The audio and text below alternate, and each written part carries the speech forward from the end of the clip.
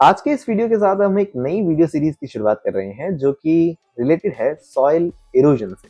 और इस video series के अंदर आज इस सबसे पहले वीडियो के अंदर हम बात करने वाले हैं सॉइल इरोजन की डेफिनेशन से। समझने की कोशिश करते हैं पहले कि सॉइल इरोजन क्या होता है। और मैं ऐसा मान के चलता हूँ कि सॉइल इरोजन इतना कॉमन और इतना इम्पोर्टेंट टॉपिक है जो उसका बेस, उससे रिलेटेड बेसिक इंफॉर्मेशन तो आपके दिमाग में है, लेकिन स्टिल एक रिवीजन के रूप में एक बेसिक बातों को समझते हुए सबसे पहले डेफिनेशन को समझते हैं। उसके बाद हम फोकस करेंगे सॉइल वाटर इरोजन के ऊपर, या मैं कह सकता हूँ सॉइल इरोजन बाय वाटर, है ना? बात एक ही है वैसे तो। मैं ये कहना चाह रहा हूँ कि उसके बाद हम वाटर इरोजन जो है उसके ऊपर फोकस कर रहे हैं। उसके बाद सिग्निफिकेंस देखेंगे, क्यों ये प्रॉब्लमेटिक है। उसके बाद उसके कॉजेज देखेंगे, क्या कारण है, किन कारणों की वजह से हम देखते हैं सॉइल वाटर इरोजन जैसी प्रॉब्लम्स देखी जाती हैं। और उसके बाद हम देखने वाले हैं types and special forms of erosion, जो कि one of the most important topic है इस वीडियो का। इस वीडियो में जो लास्ट में टाइप्स दिखा दिए जाते हैं, आपने वो बहुत फेमस नाम सुन रखे हैं, मैं जानता हूँ। स्प्लैश इरोजन, रिल इरोजन, गुली इरोजन, शीट इरोजन, इस तरह के बहुत फेमस नाम आपने जरूर सुन रखे हैं, तो उनके ऊपर भी आज में फोकस करेंगे। एंड आई रियली थिंक कि जो लास्ट टाइप्स वाला जो पोर्शन है वो कॉम्पिटेटिव एग्जाम के लिए बहुत ज्यादा इंपॉर्टेंट साबित होता है। तो लास्ट में इसके ऊपर भी फोकस करेंगे। इस वीडियो के जो नेक्स्ट वीडियोस हैं उनके अंदर हम इस तरह से इन टॉपिक्स को कवर करेंगे, यानी physics of rainfall, rainfall erosivity and further topics आप पढ़ सकते हैं।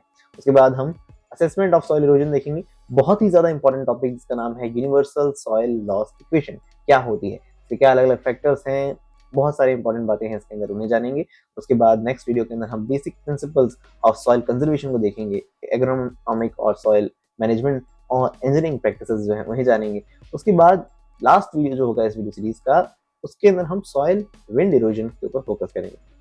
ठीक है, जैसे कि हम आज सॉइल वाटर इरोजन पे फोकस कर रहे हैं, आने वाले वक्त में हम विंड इरोजन के ऊपर भी अच्छे से बात करने वाले हैं। और जैसा कि मैंने बताया कि इस वीडियो के अंदर आपको क्या जानने को मिलेगा, सबसे पहले डेफिनेशन, सॉइल वाटर इरोजन की सिग्निफिकेंस के बारे में जानेंगे, कॉजेस जानेंगे और साथ में टाइप्स को भी इस वीडियो में हम जानने वाले हैं।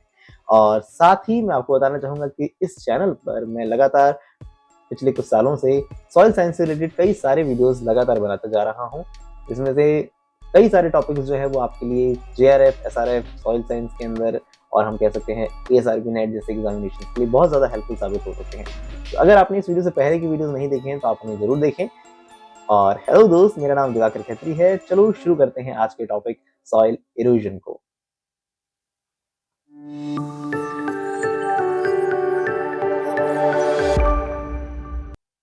तो चलिए शुरुआत करते हैं सबसे पहले सॉइल इरोजन की डेफिनेशन के साथ। तो सबसे पहले अगर इसकी डेफिनेशन देखें तो soil erosion refers to the detachment and carrying away of soil particles to another place by the agencies like water, wind और ग्रेविटेशनल फोर्सेस। राइट, या तो ग्रेविटेशनल फोर्सेस कह दो, या विंड कह दो, या वाटर कह दो। इन तीनों में से कोई भी सॉइल के पार्टिकल्स को कहीं से उठाकर कहीं पहुंचा दे, तो इस तरह की प्रॉब्लम को हम क्या कहेंगे, सॉइल इरोजन कहेंगे। हमारी सॉइल बहुत इंपॉर्टेंट है, वो एक जगह से दूसरे जगह चली गई तो एग्रीकल्चर के लिए तो ये बहुत ज्यादा प्रॉब्लमेटिक चीज है। तो इसीलिए हम समझते हैं soil erosion is a problem. तो it is the most destructive phenomena causing the loss of fertile soil. कहते हैं सबसे ऊपर की जो परत है उसके ऊपर सबसे अच्छे न्यूट्रिएंट्स समझे जा सकते हैं, क्योंकि ऑर्गेनिक मैटर जनरली सॉइल में सबसे ऊपर की लेयर पर होता है। अगर वो ही चली जाएगी तो फिर तो फर्टाइल लेयर जो है सॉइल की वो हट जाएगी, डिग्रेडिंग द एनवायरमेंट। और इस तरह से एनवायरमेंट के लिए भी एक चीज ठीक नहीं है। और reducing the storage capacity of water bodies. मतलब समझते हैं रिजर्वायर्स वगैरह जो होते हैं, जहाँ पर अगर मिट्टी चली जाएगी तो जिन रिजर्वायर के अंदर पानी रुकना चाहिए वहां तो नीचे मिट्टी बैठी है, तो इसका मतलब क्या हुआ, पानी की कैपेसिटी तो वहां कम हो गई। तो नहीं, अभी थोड़ी देर में हम अच्छे से फिर से समझेंगे, लेकिन अभी कंटिन्यू करें तो सॉइल इरोजन को हम दो तरह से और क्लासिफाई कर सकते हैं, जो कि है जियोमेट्रिक या नेचुरल इरोजन, और दूसरा हम कहते हैं एक्सक्लरेटेड इरोजन।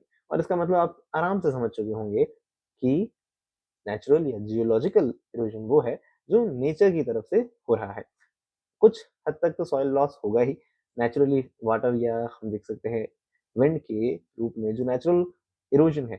स्पेसिफिकली याद रखना है कि जो सॉइल लॉस है उसकी रेट अगर सॉइल फॉर्मेशन से धीमी है, कम है, या हम इस तरह से कह सकते हैं if the rate of soil loss does not exceed the rate of soil formation then it is okay, या हम कह सकते हैं इट इज नॉट प्रॉब्लमेटिक। इस तरह के हम इरोजन को नेचुरल या जियोलॉजिकल इरोजन कहते हैं। लेकिन जब बात आ जाती है हम जैसों की यानी हम कहें मैन मेड प्रॉब्लम्स की बात करें, तो उस कंडीशन में उसे एस्केलेटेड इरोजन कह देते हैं, जहां सॉइल लॉस जो है वो ज्यादा हो रहा है as compare to the soil formation. एक फैक्ट आप देख सकते हैं कि 1 सेंटीमीटर सॉइल को बनाने में लगभग, बनाने में नहीं, बनने में, क्योंकि soil is a natural body, 1 centimetre soil को बनने में लगभग 1000 साल लग जाते हैं। तो सॉइल फॉर्मेशन तो हो रहा है 1000 साल जैसे इतना धीमे प्रोसेस से, और हम उसका लॉस बहुत ज्यादा स्पीड अप, मतलब बहुत तेजी से कर रहे हैं, तो उसे हम क्या कहेंगे, एक्सेलरेटेड इरोजन कहेंगे। Okay, is man made, mainly resulted from faulty agriculture practices, और कह सकते हैं deforestation. Deforestation is one of the most important problem, जो हम कह सकते हैं कि न जाने कितने सारे फिनोमिना का रीजन है, राइट। तो उसमें से एक रीजन हम सॉइल इरोजन के रूप में भी देख सकते हैं। चलो इस तरह से वापस बताया, सॉइल इरोजन को दो तरह से क्लासिफाई कर सकते हैं, जो मैं आपको बताने की जरूरत नहीं है। वाटर इरोजन, विंड इरोजन समझ सकते हैं, इस पैराग्राफ का पढ़ लीजिए। नेक्स्ट अगर हम आगे बढ़े, तो नेक्स्ट जो टॉपिक है वो है significance of soil water erosion. क्यों ये प्रॉब्लमेटिक है, इसे समझने की कोशिश करते हैं। तो वैसे तो आपने ये बात पैराग्राफ, क्या हम कह सकते हैं, इंट्रोडक्शन के रूप में ही समझ ली कि loss of fertile soil, loss of crop productivity, water pollution, और साथ में लॉस इन रिजर्वायर कैपेसिटी। ये वाटर पोल्यूशन नहीं समझा है तो उसके बारे में अच्छे से बात कर लेंगे, लेकिन सबसे पहले बात करते हैं लॉस ऑफ फर्टाइल सॉइल। जैसा कि मैं अभी कह रहा था कि थोड़ी देर में वापस समझेंगे, तो वापस समझने की कोशिश करते हैं कि देखो, ऊपर की जो सबसे लेयर है उसे हम कहेंगे ऑर्गेनिक लेयर, या हम कह सकते हैं जिसमें ऑर्गेनिक मैटर सबसे ज्यादा होता है, या ये मान के चलते हैं कि न्यूट्रिएंट्स जो है सॉइल के अंदर वो सबसे ज्यादा हो सकते हैं। ए होरिजन को भी मिनरल होरिजन कहा जाता है, उसमें भी हम कह सकते हैं सॉइल के इंपॉर्टेंट मिनरल्स प्रेजेंट होते हैं। तो भाई साहब, जब ये 15 सेंटीमीटर के ऊपर की लेयर अगर हवा से या पानी से या किसी और वजह से एक जगह से दूसरी जगह चली जाएगी, तो उस जगह की फर्टिलिटी जो है, या उस जगह की सॉइल की फर्टिलिटी जो है वो कम मानी जाएगी, तो उसे हम कह सकते हैं loss of fertile soil. Okay, इसे मैं ज्यादा पढ़ूंगा नहीं, आप आराम से इसे रीड आउट कर सकते हैं, आपको इजीली समझ आ जाएगा। नेक्स्ट अगर हम देखें तो वो है loss of crop productivity also, कि the loss of fertile soil and deterioration of the soil structure by the water erosion reduces the crop productivity। Crop की प्रोडक्टिविटी भी कम हो जाएगी, भाई सॉइल फर्टाइल नहीं है तो फिर पौधा क्या कर लेगा, कहेगा जिसने मुझे उगाया है वो सॉइल ही दमदार नहीं है, तो मैं प्रोडक्टिविटी कैसे अच्छी दे दूं, तो फिर लॉस ऑफ क्रॉप प्रोडक्टिविटी भी हम समझ सकते हैं। नेक्स्ट है वाटर पॉल्यूशन, और इसके अंदर सबसे इंपॉर्टेंट टर्म है, न जाने कितने एग्जामिनेशंस के लिए, जो कि है यूट्रोफिकेशन। नाम तो सुना ही होगा, बहुत फेमस टर्म है एग्जामिनेशंस की, जो कि है यूट्रोफिकेशन। और ना सिर्फ आज, ना सिर्फ कल, कि न जाने कितने सालों से मैं देख रहा हूँ कि 10th क्लास में भी, 11th 12th के बाद कॉलेजेस में भी, कॉम्पिटेटिव एग्जाम में, हर जगह eutrophication is always there.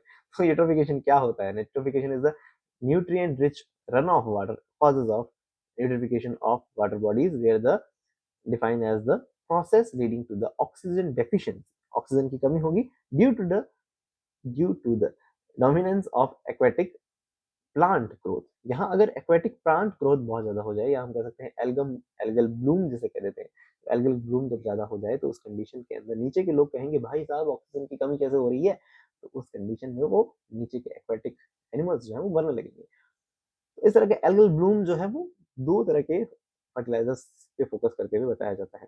Eutrophication कौन से फर्टिलाइजर की ज्यादा होने के कारण होता है, ये प्रश्न आपके सामने आ सकता है।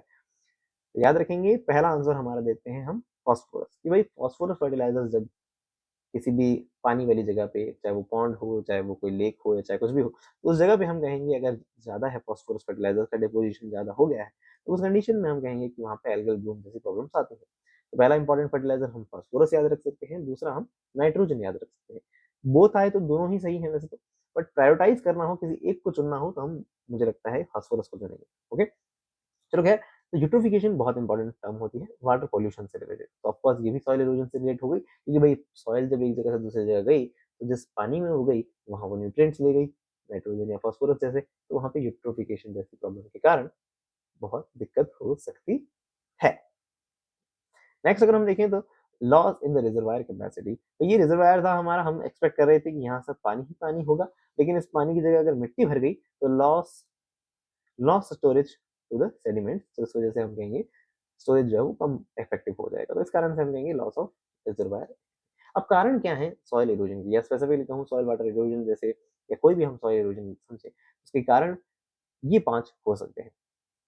बहुत ईजी है, आपको एक एक करके पढ़ाने की जरूरत नहीं है, फिर भी मैं पढ़ाऊंगा तो सही, बट स्टिल आपको ये आसानी से समझ आएंगे कि डिफॉरेस्टेशन, बच्चा बच्चा जानता है कि भाई पेड़ काटोगे तो जो पेड़ मिट्टी को होल्ड करके रखते हैं आपने उन्हें ही उड़ा दिया, तो भाई साहब मिट्टी तो इरोजन दिखाएगी। चलो खैर, मिट्टी कहेगी जब मेरा साथी ही नहीं है मेरे ऊपर तो मैं क्यों रुकूं इस जगह पे। Make sense. चलो खैर, ओवर ग्रेजिंग इन भेड़ बकरियों को चरने भेजा था कि भाई अपना जीवन यापन करने के लिए कुछ खा लो। कुछ क्या, इन्होंने सब कुछ ही खा लिया। तो फिर अगर वेजिटेशन वहां पे सरफेस पे कम हो जाएगा, पौधे या किसी भी तरह की वेजिटेशन को आप समझ सकते हैं, तो वो अगर कम हो जाता है जमीन पे तो फिर सॉइल इरोजन के चांसेस बढ़ जाएंगे। और हम कहेंगे इनअप्रोप्रिएट कल्टीवेशन प्रैक्टिसेस के कारण ऐसा हो सकता है, इंटेंस टिलेज के कारण ऐसा हो सकता है, ज्यादा ही टिलेज किए जा रहे हैं यहाँ, है ना। Intense tillage is one of the inappropriate cultivation practice also. तो नेक्स्ट हम देख सकते हैं इंक्रीजिंग पॉपुलेशन, है ना। आप जानते हैं भारत आई थिंक नंबर 1 पे है हमारे पॉपुलेशन स्टेटस के अंदर। तो खैर इस बारे में तो बोलें जितना कम है वो वाली बात है। खैर, डिफोरेस्टेशन की बात कर सकते हैं, the large scale removal of the forest vegetation either for the timber fuel development purpose और for cleaning the land of for agriculture purposes leading to the large scale soil erosion by the water. Done. Done, क्योंकि easily बातें समझ आ रही हैं, बहुत basic बातें हैं, तो ज्यादा डिटेल में नहीं। The natural vegetation not only protects the soil surface from the kinetic energy of rainfall which otherwise would have detached the soil particles, but the plant root keep the soil particle bound, है ना। Soil particles bound रहते हैं अगर नीचे जमीन के अंदर जड़ें होती हैं। जड़ें और मिट्टी के बीच में बहुत अच्छा रिश्ता था, लेकिन आपने वो रिश्ता तोड़वा दिया, तो फिर मिट्टी भी वहां क्यों रुकेगी। तो वही वाली बात है जी। नेक्स्ट है ओवरग्रेजिंग। इसे पढ़ने की जरूरत नहीं लगती मुझे वैसे तो, कि भाई people in the regions of lower fodder productivity or otherwise also generally leave their animals to the feed on natural vegetation, especially before the onset of the rain. This, coupled with the high temperature, destroys the natural vegetation and prepares the ground for large-scale soil erosion with high intensity rain. ठीक है, ज्यादा बारिश आ जाएगी ऐसी जमीनों पर तो erosion तो होना ही है, क्योंकि वेजिटेशन तो भेड़ बकरियों ने उड़ा दिया। नेक्स्ट इनअप्रोप्रिएट कल्टीवेशन प्रैक्टिसेस, जैसे कि बताया है कि कल्टीवेटिंग स्लोपिंग लैंड, अगर स्लोपी लैंड है वहां पे आप कल्टीवेशन कर रहे हैं तो मिट्टी जाएगी नीचे। Unsafe disposal of excess run off water, ज्यादा ही रन ऑफ वाटर जा रहा है, तो इस तरह की प्रॉब्लम्स के कारण ऐसा हो सकता है। नेक्स्ट बताया इंटेंसिव टिलेज। इंटेंसिव टिलेज के अंदर बताते हैं कि leads to decrease in the organic carbon, ज्यादा टिलेज के कारण ऑर्गेनिक कार्बन का लॉस हो सकता है। ऑर्गेनिक कार्बन का सरफेस पे आना, सोलराइजेशन होना, उस कारण से हम देखते हैं उसका डिकम्पोजिशन ज्यादा हो, तो शायद इस वजह से कह सकते हैं ऑर्गेनिक कार्बन का अदर फॉर्म्स के अंदर लॉस हो सकता है। ब्रेक डाउन और aggregate into the smaller particles, ज्यादा से ज्यादा स्मॉलर पार्टिकल्स होते जाएंगे, सॉइल के अंदर एग्रीगेशन अच्छा होने की जगह बुरा होता जाएगा। Ease of soil attachment and transformation, अब ऐसा हो गया तो आराम से मिट्टी हवा पानी के साथ उड़ के चली जाएगी and finally escalate the rate of soil erosion by water. ठीक है। नेक्स्ट है इंक्रीजिंग पॉपुलेशन को भी हम इसमें रिलेट कर सकते हैं, क्योंकि the need for to feed the over होना चाहिए, एवर नहीं, या ever increasing population coupled with increasing urbanisation has resulted in conversion of forest and grassland for the agriculture practices. हम खिलाना चाहते हैं लोगों को, एग्रीकल्चर को और बढ़ाना चाहते हैं, तो फॉरेस्ट वगैरह को अगर काट देंगे तो वापस रिलेट कर सकते हैं हमसे डिफॉरेस्टेशन। चलो ये तो सब बेसिक बातें थी जी, तो मुझे लगता है कि हर इंसान को कहीं ना कहीं कुछ ना कुछ पता ही है। लेकिन स्पेसिफिकली जहां से क्वेश्चन आएगा वो क्या है, वो ये है टाइप्स ऑफ सॉइल इरोजन, जो एग्जाम में पॉपुलरली पूछा जाता है, राइट। और एक और बात वापस मैं शायद पहले बताना भूल गया कि नीचे डिस्क्रिप्शन बॉक्स में मैं कोशिश करूंगा कि एक पीडीएफ अवेलेबल होगी, और उस पीडीएफ के अंदर आपको एक्सटेंड ऑफ एरिया, किस तरह से एक्सपेंडेड अलग अलग एरिया पे इरोजन ज्यादा है, कितने मिलियन हेक्टेयर है, इतने मिलियन हेक्टेयर का इरोजन हो रहा है, इस तरह की टर्म्स, इस तरह की लाइंस आपको नीचे डिस्क्रिप्शन बॉक्स में एक पीडीएफ अवेलेबल मिलेगी, उसे डाउनलोड करके आप पढ़ें, तो you will get to know कि भाई कुछ और अच्छा लिखना हो, डाटा लिखने हो, तो आपके लिए वो पीडीएफ भी हेल्पफुल साबित हो सकती है। ओके, चलो अब शुरू करते हैं इस टॉपिक को, टाइप्स ऑफ सॉइल इरोजन को। तो 5 नाम तो बहुत ज्यादा फेमस है, इसमें सबसे पहला है स्प्लैश इरोजन, नेक्स्ट है शीट इरोजन, फिर है रिल इरोजन, फिर है गुली गुली गुली, अरे गुली इरोजन, नेक्स्ट है रेवाइन इरोजन, या फिर हम कह सकते हैं स्ट्रीम बैक इरोजन, राइट। तो सबसे पहले अगर हम बात करें स्प्लैश इरोजन, छई छपा छई, छपा छई, क्या मतलब है कि भाई साहब जब पानी आएगा तो यहाँ से पानी की बूंद क्या करेगी, मिट्टी के पार्टिकल को उछालेगी, यानी डिसलॉज पार्टिकल। क्या बोल रहे हो यार ऐसे में, स्प्लैश, स्प्लैश का मतलब ये होता है ना, छींटा हिंदी में। चलो क्या, ये है रेन। अभी जरूरी नहीं है स्लोप ही हो, फ्लैट सरफेस होगी तब भी ऐसा होना ही है। तो flash erosion, sorry splash erosion और rain drop impact represent the first stage in the soil erosion. काम की बात है ये, एग्जाम में पूछ सकते हैं। सॉइल वाटर इरोजन की सबसे पहली स्टेज क्या है, फ्लैश इरोजन है भाई। Rain drops behave as a little bombs, क्या बात है, व्हेन फॉलिंग ऑन एक्सपोज्ड और द बेयर सॉइल, ठीक है, डिस्पर्स द सॉइल पार्टिकल्स या soil aggregates and displacing the detached soil particles. समझ रहे हैं आप? पानी जब आएगा तो वो कह सकते हैं क्या करेगा, डिटैच कर देगा soil particle. The splashed particles may rise as the high as 0.7 meter above the ground and move horizontally to the distance of 1.5 meter। 0.7 metre तक उछल सकता है और साइड में 1.5 मीटर डिस्टेंस तक इधर उधर हो सकते हैं सॉइल के पार्टिकल्स। ओके, और एक बहुत इंपॉर्टेंट फिनोमेना आ जाता है सॉइल क्रस्टिंग का। नाम तो सुना होगा, आपने क्यों नहीं सुना होगा? नहीं, अगर आपने सॉइल साइंस स्टूडेंट है तो सुना होगा। क्या? Soil crusting. सॉइल क्रस्टिंग के अंदर भी यही सेंस हम कहते हैं कि सिल्टी पार्टिकल, ना सैंड ना क्ले, बीच का बिट्ठू, सिल्टी पार्टिकल सबसे ज्यादा सॉइल वाटर इरोजन दिखाते हैं। वो भी स्पेसिफिकली मैं कहूं तो स्प्लैश इरोजन। क्या कारण हो सकता है उसका, जरा सोचिए। सोचिए, आई होप आपने अपने दिमाग में कुछ तो सोचा होगा। नहीं सोचा तो कोई बात नहीं, चलो यार अपन सोचते हैं। कि मैं बताने की कोशिश करता हूँ कि अगर हम कहें सैंड पार्टिकल्स हैं तो वो हट्टे कट्टे होते हैं, तो बारिश की बूंद उसे उछाले, चांसेस आर लेस। उसकी बात करें क्ले पार्टिकल्स, कुछ छोटू होते हैं, कुछ ज्यादा ही मेरी तरह, तो वो ज्यादा ही एग्रीगेटेड होते हैं, बहुत ज्यादा अपने आप में जुड़े हुए होते हैं, तो उनके अंदर कोहेशन अडेशन जैसी ताकत ज्यादा होती है, तो उस कंडीशन में सॉइल के पार्टिकल उनको उछाल नहीं पाते। तो क्ले भी बच गया, सैंड भी बच गया, तो बचा कौन? बीच का बिट्ठू हमारा सिल्ट। ये सिल्ट पार्टिकल्स होते हैं, इनका सबसे ज्यादा स्प्लैश इरोजन होता है, और इस कारण से हम ये कहते हैं कि सिल्ट या silty loam, silty clay loam. Silty clay loam is a textural class which is the most prone textural class for the soil water erosion. ठीक है जी, या सॉइल क्रस्टिंग से रिलेट करते हैं, याद रखते हैं। नेक्स्ट है rainfall drops behave as little bomb. सीधी की बात हो गई, तो स्प्लैश होगी बात। Splash erosion results in the formation of surface crust. अरे वाह, आ गई नेक्स्ट बात। सरफेस क्रस्ट बना सकते हैं विच इंड्यूस। अच्छा, क्यों बनाते हैं? क्योंकि ये पार्टिकल उछला, दो पार्टिकल जो चुपचाप बैठे थे सॉइल के पार्टिकल, उनके बीच में एक और पार्टिकल आके फंस गया। क्यों फंस गया? क्योंकि वो चुपचाप साइड में बैठा था, लेकिन बारिश की बूंद ने उसे झटका मारा, तो वो उछल के दो के बीच में जाके बैठ गया। दो के बीच में जाके बैठ गया तो उस कारण क्या होगा? उन दोनों के बीच में जो गैप था वो ब्लॉक हो गया। इमेजिन कर पा रहे हैं मैं क्या बोल रहा हूँ? आई होप मैं कोशिश करूंगा वीडियो एडिटिंग पे टाइम दे पाऊँ, और उस वक्त आपके सामने कुछ फोटोज आ रही होंगी, तो उस वक्त आप समझ सकेंगे कि या आप पूरा वीडियो देखना चाहें सॉइल टेस्टिंग पे, तो वो सुविधा भी हमारे चैनल पे उपलब्ध है। इसके ऊपर मैं कंप्लीट वीडियो बना चुका हूँ, अगर आप चाहें तो उसे देख सकते हैं। चलो खैर, आगे बढ़ते हैं। वो है शीट इरोजन, जिसे हम कहते हैं मोस्ट डिस्ट्रक्टिव फॉर्म, या हम कहेंगे कि फार्मर के लिए सबसे ज्यादा प्रॉब्लमेटिक चीज कौन सी है, तो वो यही है शीट इरोजन। कि पूरी की पूरी चादर ही गायब हो जाए। चादर मतलब क्या? अरे हम कहेंगे जो सबसे ज्यादा हम कहें फर्टाइल लेयर है ऊपर सॉइल की, वो पूरी की पूरी लेयर ही टाटा बाय बाय कह दे, उसे शीट इरोजन कह देंगे। और since a uniform layer of the soil is removed, this type of soil erosion may goes unnoticed by the farmer। ठीक है जी। The sheet erosion is a combination of the rill erosion is design designated as inter rill erosion. ये important है मेरे दोस्त, copy में लिख लीजिएगा, याद कर लीजिएगा, आईसीआर के एग्जाम में आपके सामने आ सकता है। क्या है? कि द शीट इरोजन जब रिल इरोजन के साथ जुड़ जाए। रिल इरोजन क्या है अभी जानेंगे, मतलब इसके एडवांस फेज है ना। शीट इरोजन का भी नेक्स्ट लेवल हम कह सकते हैं वो रिल इरोजन है। तो शीट और रिल जब साथ में दिख रहे हैं तो उसे हम इंटर रिल इरोजन कहते हैं। याद रखना, ये इंपॉर्टेंट है।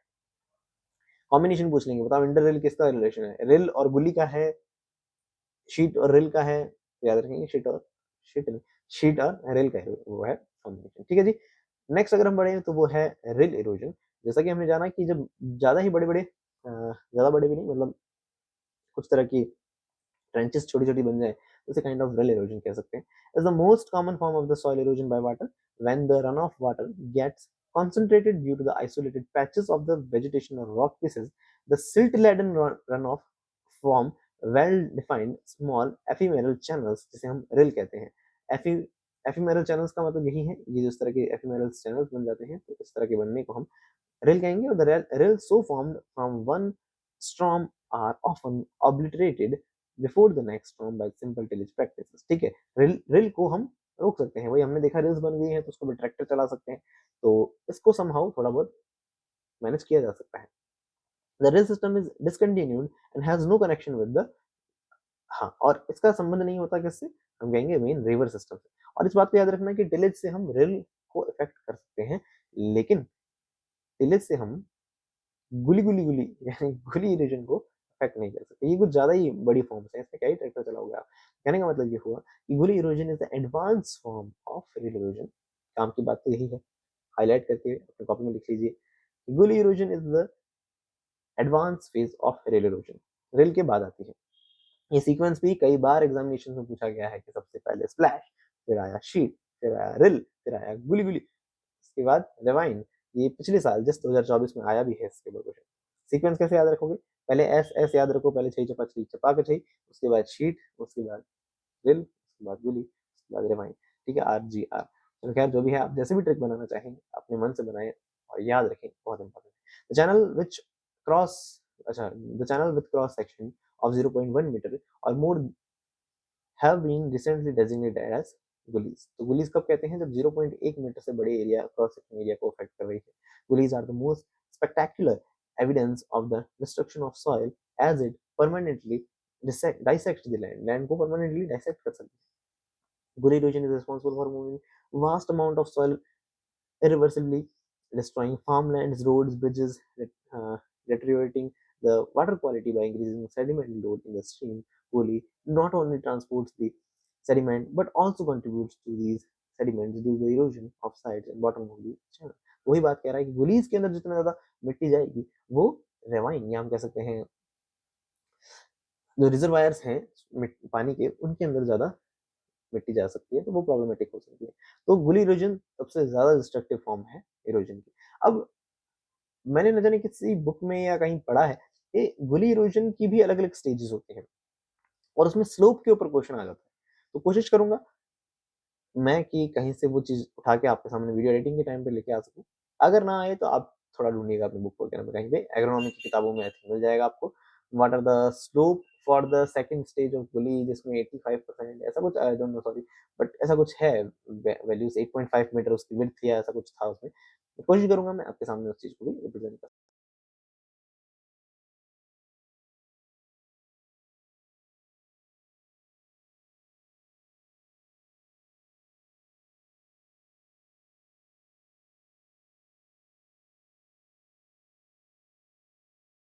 तो खैर आगे बढ़ते हैं। नेक्स्ट है stream bank erosion. Stream bank erosion क्या है? तो वही है जिसके मतलब हम कह रहे हैं कि जो नदी, या हम कह रहे हैं नदी के सहारे जो पानी का बहाव है, उसके कारण जो इरोजन हो रहा है उसे हम स्ट्रीम बैंक इरोजन कहते हैं। नेक्स्ट अगर हम कहें तो वो है mass movement and landslide. Mass movement मतलब कुछ बड़ा अमाउंट ऑफ सॉइल जब मूवमेंट देगा तो हम कहेंगे this type of erosion is in response to the force of gravity. Gravity अपना खेल दिखा रही है। बाय रिमूवल ऑफ फॉरेस्ट और destruction of hill roads during the intense rain. ज्यादा ही बारिश होती है, न जाने कितनी खबरें आती हैं, कितनी न्यूज आती है हमारे पर कि लैंडस्लाइड हो गया है ना। तो वही वाली बातें हैं। और इसकी भी अलग अलग फॉर्म्स होती हैं। स्लम्पिंग है, सॉइल क्रीपिंग है, और रोटेशनल स्लोप है, रॉक फॉल है, रॉक स्लाइड है, मड स्लाइड है। और लैंडस्लाइड की डेफिनेशन आप याद रखें, मुझे लगता है एग्जाम में आ सकती है। आपसे पूछें कि outward and downward movement of the slope forming material composed of natural rocks, soil and artificial fills, तो इसे हम क्या कहेंगे? तो इसे हम लैंडस्लाइड कहेंगे। ठीक है, अब कुछ फॉर्म्स दिखा रखी हैं आपको, जैसे कि रॉक फॉल मतलब इस तरह से fragments of rock break away from the cliff face due to the weathering. ये पूरा पूरा रॉक कहीं नीचे गिर जाना रॉक फॉल है। और लैंडस्लाइड मतलब एक पूरा हिस्सा है, ब्लॉक या rock, block of rock slide down hill, उसका इस तरह से नीचे आना हम लैंडस्लाइड कह रहे हैं।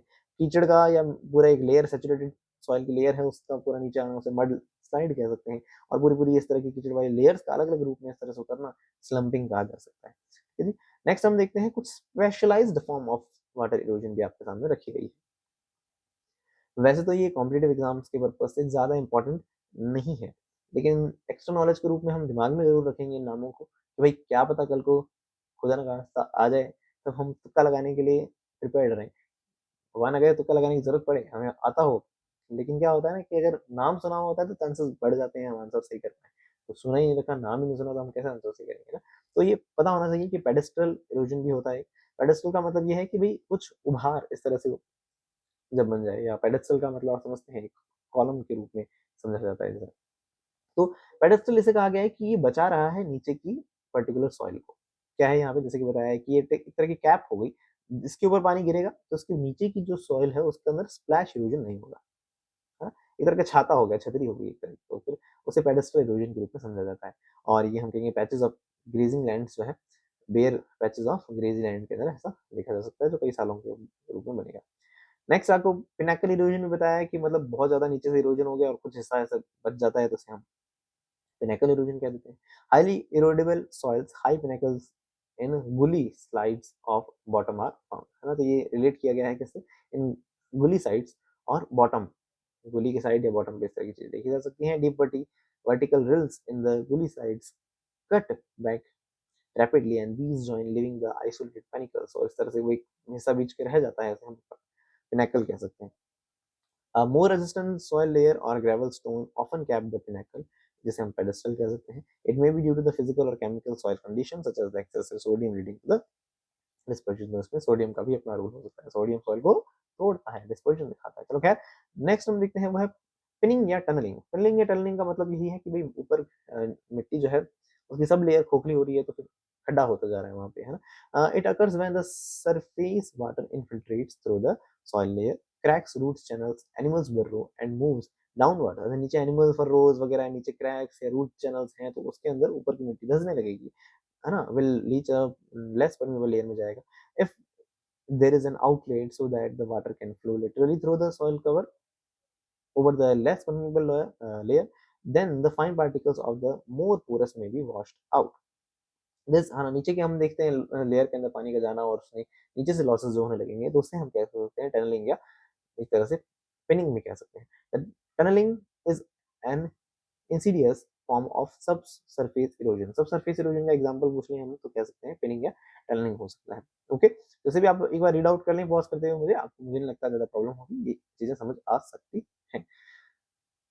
अब एट लास्ट बताया गया है फर्टिलिटी इरोजन क्या हो सकता है। तो फर्टिलिटी इरोजन का भी मतलब वही है जो हमने शीट इरोजन के रूप में समझा था, कि भाई कोई पर्टिकुलर न्यूट्रिएंट्स हैं तो वो दूसरी जगह चले जाएं, तो लॉस होगा फर्टिलिटी का, तो उसे फर्टिलिटी इरोजन कहते हैं।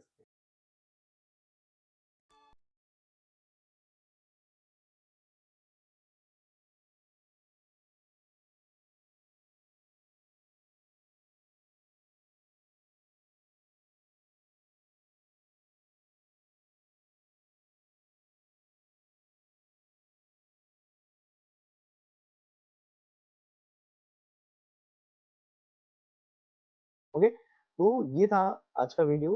आई would love to hear I would love to hear what you think about this video. Please let me know in the comment box. मैं इसलिए कह रहा हूँ क्योंकि इस बार मैंने कुछ नया ट्राई करने की कोशिश करी है, जैसे कि आप इस वीडियो में देख सकते होंगे कि एनिमेशंस आ रही हैं, कुछ नए वेक्टर फॉर्म्स, या कोशिश कर रहा हूँ कि कुछ इस चैनल, इस वीडियोस को थोड़ा और इंटरेक्टिव बना पाऊँ, ज़्यादा अटेंशन ग्रैब कर पाऊँ, या कहने का मतलब ये हुआ कि वीडियोस को थोड़ा और कैची बना सकूँ, ज़्यादा इंटरेस्टिंग बना सकूँ, कोशिश कर रहा हूँ।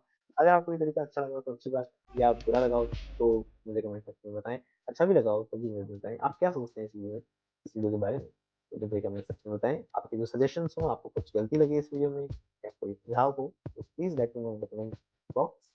मिलेंगे नेक्स्ट वीडियो के अंदर, आगे सॉइल इरोजन की इस कहानी को कंटिन्यू करेंगे। तो मिलते हैं नेक्स्ट वीडियो के अंदर, तब तक के लिए बाय, टेक केयर।